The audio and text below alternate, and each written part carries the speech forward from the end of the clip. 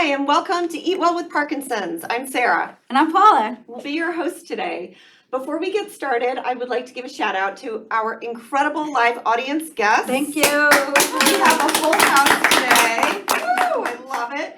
But don't worry, if you're not here in person, you can always watch the recording at home. Eat Well with Parkinson's. This is our 6th episode of Eat Well with Parkinson's. I can't believe it, Paula. I know, it's Time amazing. is flying. Each month we cover a different topic, nutritional topic, relevant to Parkinson's disease. Why do we do this? 1 million people in the United States live with Parkinson's disease. It is actually the second fastest growing neurodegenerative disorder after only Alzheimer's disease. They say that it will double in the next 20. It's already doubled in the past 20 years. So if you don't know someone living with Parkinson's disease, the chances that you might in your lifetime are considerable. But not only that, the recipes that we make on this cooking show, the nutritional information that we share really are relevant to everybody, wouldn't you say? Yes, because it seems like, unfortunately, some of us progress to a chronic illness at some point, and all chronic illness stems back to inflammation and oxidative stress. And oxidative stress was the topic we talked about last month. And that's a great segue, because this month we're going to talk about chronic inflammation, specifically as it relates to Parkinson's disease, and how the food choices we make, both good and bad, can affect chronic inflammation. I think we better explain what inflammation is. Take it away, Paula.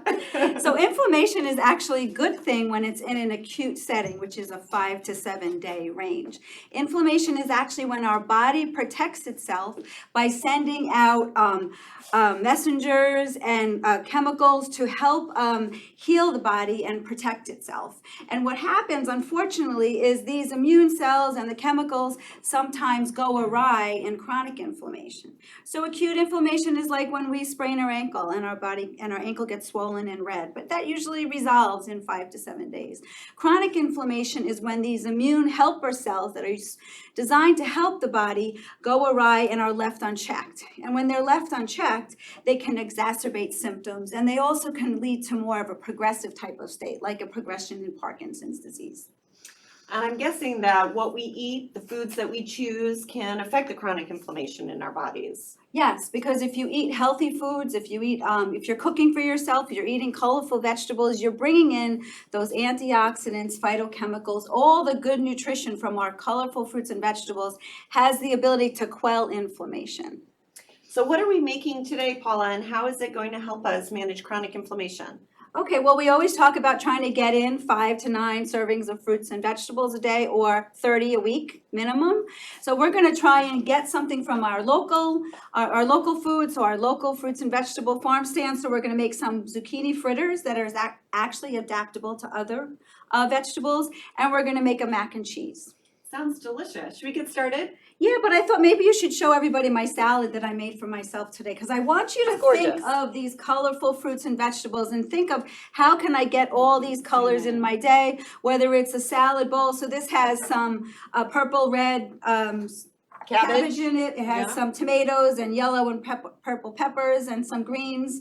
Whether it be mixed greens, spinach, cucumbers, broccoli, those type of things. So that's what you want to see on your plate, and you want to see this on your plate every day. So it's a rainbow of colors. Rainbow of colors. And I also just want to mention before we get into cooking, because then our focus will be over there, that I'm going to work on plating a separate dish. On this side, we have fresh tomatoes from a local farm stand, some homemade mozzarella. I did not make it, but it looks delicious.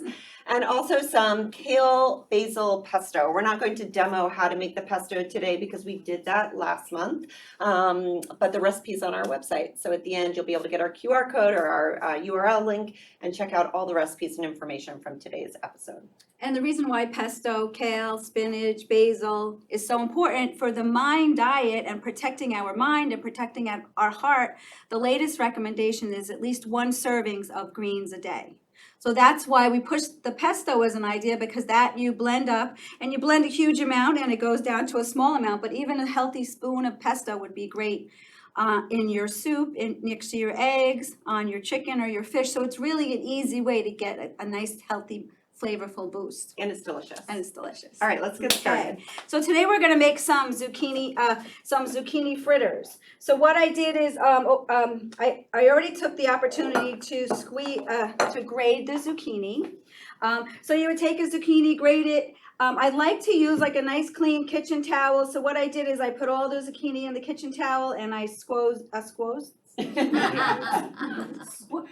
it to get the water out of it. And then when it's nice and dry, it lends itself well to combining. So this is the zucchini here. Should I move over to the middle? Yeah, I'll trade you places. Okay. While you do that, I'm just gonna plate the tomato mozzarella pesto salad. Sound good? Okay, that sounds great. I'm also hoping you can have the camera zoom down on my plate right here. Okay, so this is the zucchini. To the zucchini, I'm adding some fresh, not roll my egg off. I'm adding some fresh scallions. Okay, some parsley, some shredded cheese. Watch out because this cheese, this is a shredded Romano or a Parmesan cheese. It's very salty. So I found when I made it the first time, I had it has a lot of great flavor, but it's also a little bit extra saltiness. Okay, and then I'm gonna crack an egg. Oops, and add this. Paula, you said you could use other veggies with the zucchini fritters. Have you made it with any other veggies? I've made it with like a carrot and zucchini combination because I like the colorfulness of it. So that's also an option. And what you're gonna do is we're gonna make a fritter by just combining the fresh vegetables. Of course, you can switch it up. Even like potatoes or sweet potatoes would be great. I'm gonna add a little bit of garlic for flavor. And maybe I should turn the oven up, the stovetop up a little bit. Okay, and add a little bit of oil to my pan. Okay. So this is a little adding garlic. I don't put a lot of spices in this, but you can. What I'm trying to just show you, it can be an easy 5-ingredient type of item. It doesn't have to be fancy. It doesn't have to be fancy and every spice in the cabinet all the time. Although if you have fresh basil or fresh cilantro instead of the parsley, that's a welcome change. Okay. Okay, and then bind it all together. We have some panko breadcrumbs. Okay.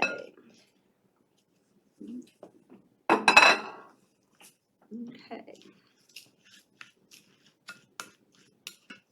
And this would be a great side for breakfast also. Remember I said I like you to try and have vegetables at each meal. Some people rush and just have toast, but if you can have a little bit extra time, a little bit extra color in your breakfast, you might be surprised how nice it tastes. Okay. Okay, so I have the pan heating. And I'm going to heat this up, and then we're going to go on to the mac and cheese. Okay. So I'm just using a scoop, ice cream scoop, to make it even portion, and just a good size, and then I just scoop it into the pan. Okay.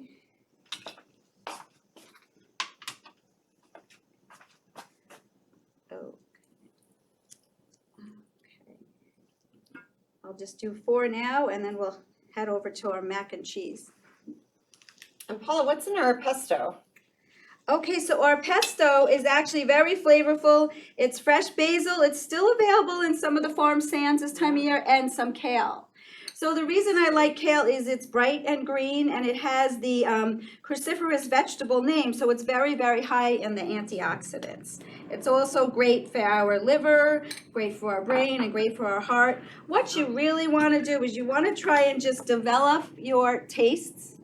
So trying to add pesto and getting maybe one time make it with spinach, one time make it with kale. When you switch up the greens, you get more of an acquired taste for these things. Okay. I'll take that. Okay, I'm gonna have to just switch my gloves because they're sticky. That is smelling delicious already. Yeah, okay, so you have to watch those. You got it. Okay, I'm just gonna need this. Okay. So we're moving on to our mac and cheese, and this is not a classic mac and cheese that you might find, which is exciting for me. Stop there. Don't say any more. It's a surprise. Okay. Well, I can't make it in front of him, but That's true. So we actually used this for our Believe It or Not segment, and it came out so good that we thought maybe we should demo it so you can get a better idea how to make it. So there is a secret ingredient. Okay. So it's on the counter, so you might actually know Yeah, our I secret know. ingredient. Anyway, so this is a butternut squash. Mhm. Everybody in the audience looks very intrigued. Yeah, and you're welcome to ask questions. We did have a question come through before the show, which is we talk a lot about the foods that we should eat. What are the foods that we should try to avoid? Okay, so the first thing about foods that we should try to avoid is looking at a label. And obviously on kale or broccoli, there's not real label. But when we have food labels, we see the secret ingredients in the food labels that are bad for us. So anything like a hydrogenated oil, a high fructose corn syrup, these are things our body doesn't recognize. Additives, dyes, preservative, all these things confuse the body by interfering with the nutritional processes and the mechanisms of the body and the brain, and that makes the body confused, so that causes that inflammation to head down to the GI tract to try and say, hey, what is this? So the unfortunate thing about the rainbow idea is the rainbow of colors also extends to the rainbow of processed foods. So to make something more red, they might put red dye in it. To make something more yellow, like we were talking about, potato bread actually has yellow dye in it. And marshmallows that are white have a little bit of blue dye in it. So when we see this, you kind of think of the rainbow of M&Ms being the colors, but those aren't the colors we want you to get. We want you to get the colors of the fruits and vegetables. Right. Okay, so this mac and cheese, what we're gonna try and do is we're trying to make the cheese sauce using secret or surprise ingredients, which would be the butternut squash. But first I'm gonna make the milk mixture. Okay. Oh. And that's the cheese. The cheesy cheese part of sauce, yeah, the cheese sauce. So the cheese sauce has in it, this is an almond milk. You can use regular milk, you can use an oat milk. You just need to have something that's unsweetened. So it has some milk in it. I put it up just a little bit so it can warm up. Okay, good. Okay. So the recipe calls for a cup of milk, a cup of vegetable broth. Okay, so I'm using a little bit less because we're using just a half of recipe. Okay. And then we're gonna add, one of the things that we're gonna add is our spices.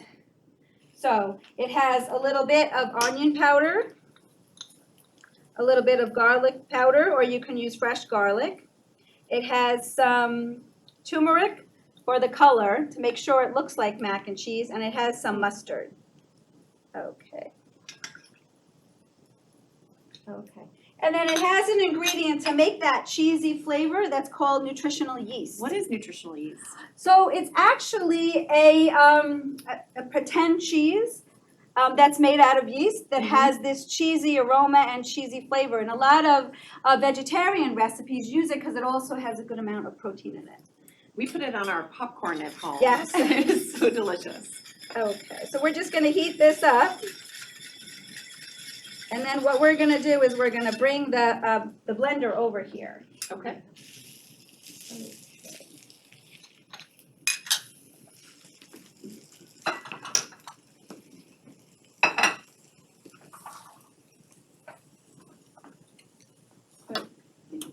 Oh wait, We just do it there? Or you're gonna bring it over? we were gonna bring it over here. Okay. So what we're gonna do is we're heating up the sauce. And then we're going to add our other secret ingredient here is cashews. So cashews we used last month in our zucchini noodles. I like cashews because we're giving it a little bit of protein. We're making it a plant-based meal, but we're also giving it that creamy texture. When we puree cashews, we get the texture of ricotta cheese. Okay, so these cashews have been soaked overnight with hot water or just regular water, or you can soak them overnight. To get a softer texture, or if you're a little rushed, you can do it in like 3 hours in just boiling or hot water and let them sit. Okay, so we're gonna put those in, and then I'm gonna pour this, and it's just heated up a little bit. Okay. They always say let things cool, right? Okay, I'm just gonna mix this a little bit first. So So what this is doing is it's just pureeing the cashews, and this is on. Yeah, So. yeah.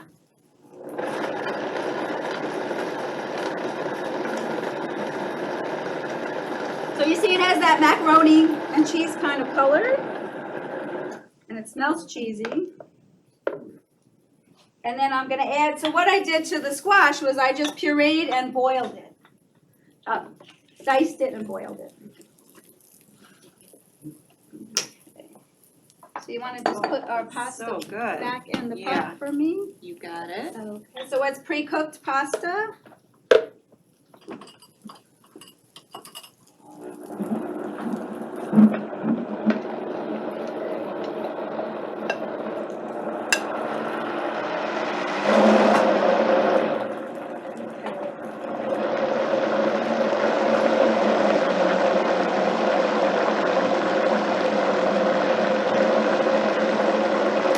So what we're doing is we're just blending it till it's smooth. And then what we're gonna do is we're gonna just pour it over the already cooked pasta. Okay? Spatula maybe? Let me see what I Yeah. can find. Or a spoon. Okay. I think I used the one in here. Here, use this. Okay.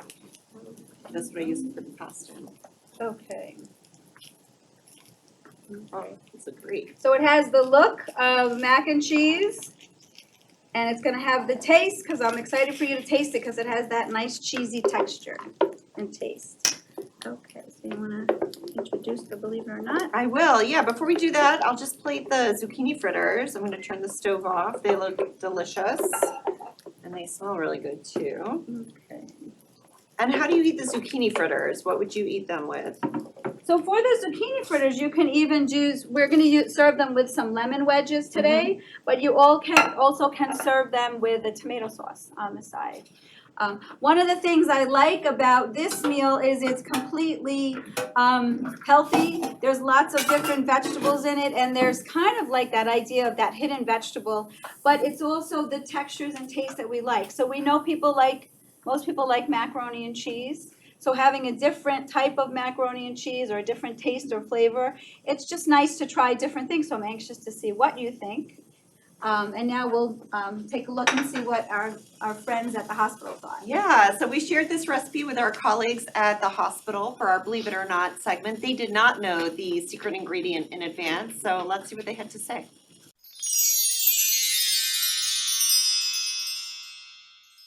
Would you like to try my mac and cheese? That's good. It's good. Tastes nice and cheesy. It's good. Very good. This is really nice. Would you believe it has butternut squash, cashews, and almond milk? Wow. And some nutritional yeast to give it that cheesy flavor. So there's no cheese. There's no cheese. What? Really? Really? You're kidding. Can I get some more? It is very delicious. Yeah. Overall, good taste. Great. I love it. Doesn't taste like it's plant-based. This is awesome. My husband would love this. This is all we get. 10 out of 10.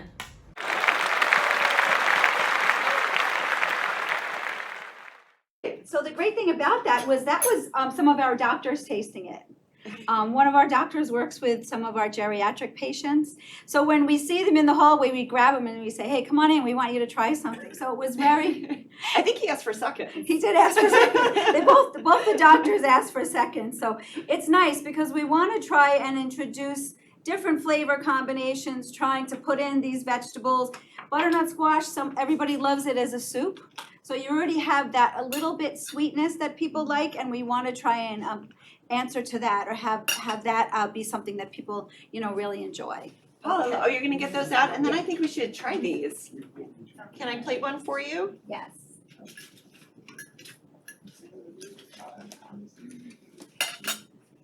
I'll also add while we plate the food that these recipes are really good. Our return live audience guests can attest to that. They're also pretty easy, so they're nutritious, delicious, and easy to make, which is a win-win. Okay. This is our mac and cheese. Yes, and the other thing I did regarding the mac and cheese is I actually took to make a little bit of Parmesan flavor, I took the nutritional yeast and ground it with some of the cashews, okay? Where do you get nutritional yeast? So you would get the question was, where do you get the nutritional yeast? This is one of the brands. We're not really supposed to show any brands, but what it is you would find it in a health food store. Yeah. Okay, and what it is, it's really just something that's trying to give you that cheesy flavor, okay, without the cheesy flavor of a cheese, okay? And sometimes people want to just have alternates to having dairy.